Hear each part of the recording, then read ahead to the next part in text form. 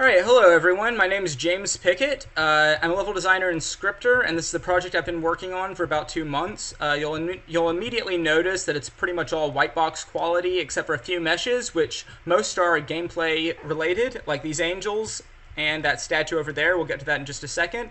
Everything else you see is just there, basically for a landmark.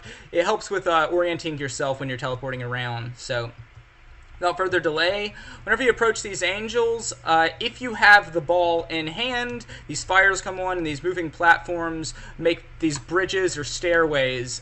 And that's basically how I gate the player between the different puzzles, keep them from moving forward when they shouldn't. Whenever you approach these statues, these fires come on, and these are the new checkpoints. So if we go jump off over here, you'll see we spawn right here.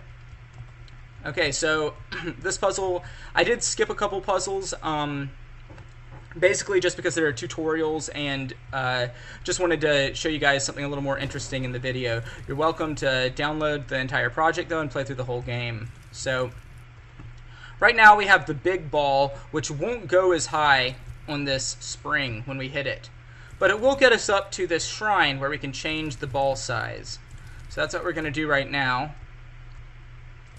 Now that we've switched the ball size, the ball will be light enough for when I press the button, it will go up to this ledge.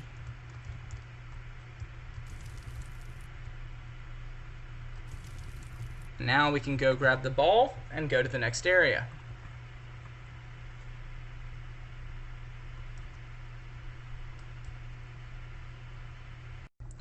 Alright, so now that we're in this larger open room, I'm just going to talk really briefly about the actual teleport effect.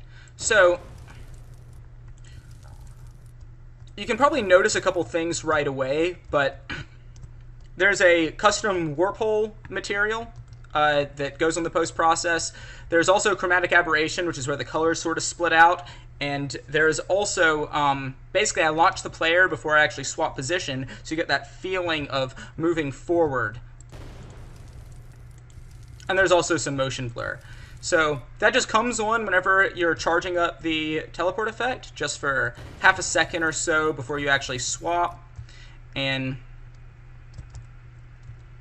it just makes it a little less jarring than swapping right away and makes it feel, you know, special. So, alright, so onward with the puzzle. Basically, this is requires these two bridges, but right now we have the light ball. So we need to get up there so we can get the heavier ball.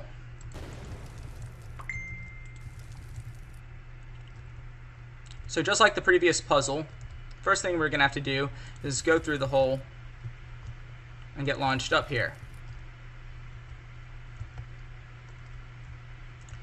And this is a little trickier than it seems. Once you know how to solve it, it's easier, but that one always took players a minute to figure out. So we swap the ball, and now we can use...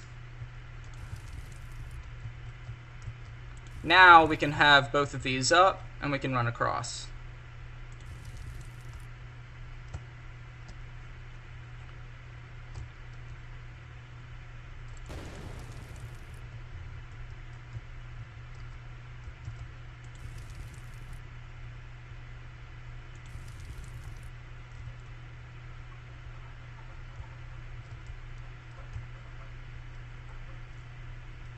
Oh.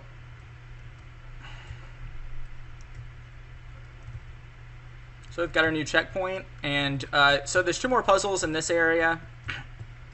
And so this first one messes around with the idea of using the ball rolling down things. Really, both of them do, but this one sort of introduces it. You don't really use the teleport mechanic here at all, but it's expanded on a little bit later with this idea. There is a final puzzle that uses both the teleportation and the ball rolling. So this is kind of the other side of this game, is these rolling ball puzzles.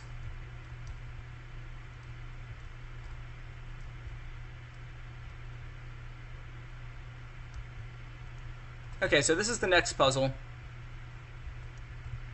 And basically you can see all these clues around you, and then you see the lights, and it kind of indicates where the buttons are going to be. So if we use the gun, shoot ourselves up here, we'll notice that these buttons, when we hit them, the bridges come out. So what do? You just let the ball do all the work for you, pretty much.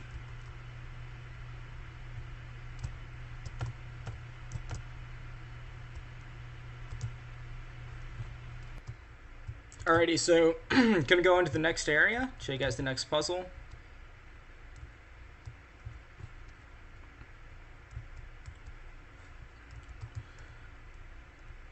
So this one was really supposed to originally be introducing this idea, but I just didn't have time to make any more puzzles with the same mechanic yet.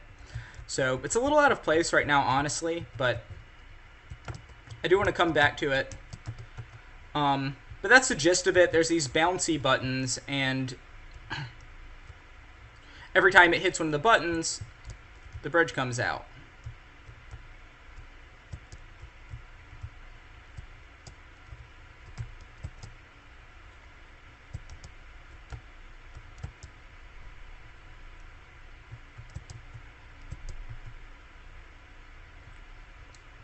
So this is the final puzzle type, and basically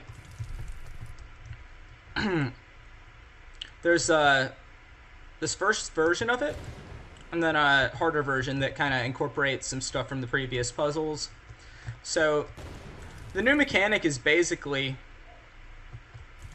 really making players realize that they can use the player's velocity to influence the ball's velocity and the other way around.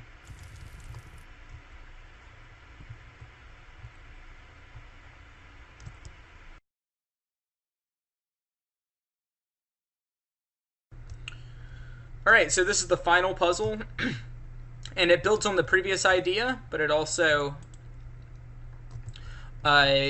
uses some of the ideas earlier from the two stair puzzles. So, same concept as the previous one as far as this stuff goes, but it's a little more involved, so